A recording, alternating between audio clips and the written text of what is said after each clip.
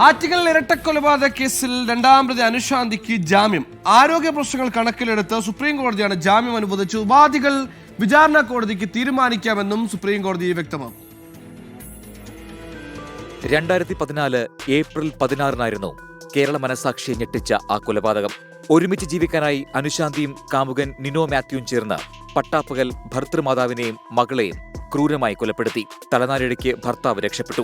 കേസിൽ മാത്യുവിന് വധശിക്ഷയും അനുശാന്തിക്ക് ഇരട്ട ജീവപര്യന്തവും വിചാരണ കോടതി വിധിച്ചു. ഈ ശിക്ഷാവിധിക്കെതിരെയായിരുന്നു അനുശാന്തി സുപ്രീം കോടതിയെ സമീപിച്ചത്. ശിക്ഷാവിധി റദ്ദാക്കി ജാമ്യം നൽകണമെന്നായിരുന്നു ആവശ്യം. പ്രതി അനുശാന്തിയുടെ ആവശ്യത്തെ സംസ്ഥാന സർക്കാർ ശക്തമായി എതിർത്തു. കൊലപാതക ഗൂഢാലോചനയിൽ അനുശാന്തിക്ക് വ്യക്തമായ പങ്കുണ്ടെന്നും പോലീസ് അതിക്രമത്തിൽ കണ്ണിന്റെ കാഴ്ച നഷ്ടമായി എന്ന ആരോപണം അടിസ്ഥാനരഹിതമെന്നും സർക്കാർ ആവർത്തിച്ചു. പ്രതിയുടെ ആരോഗ്യസ്ഥിതിയും നീണ്ടനാളായി ജയിൽവാസത്തിലാണെന്ന വാദവും കണക്കിലെടുത്താണ് സുപ്രീംകോടതി ജാമ്യം അനുവദിച്ചത്. അനുശാന്തിയുടെ അപ്പീൽ തീർപ്പാക്കും വരെയായിരിക്കും ജാമ്യം. ഉപാധികൾ വിചാരണ കോടതിക്ക് തീരുമാനിക്കാമെന്നും സുപ്രീംകോടതി അറിയിച്ചു.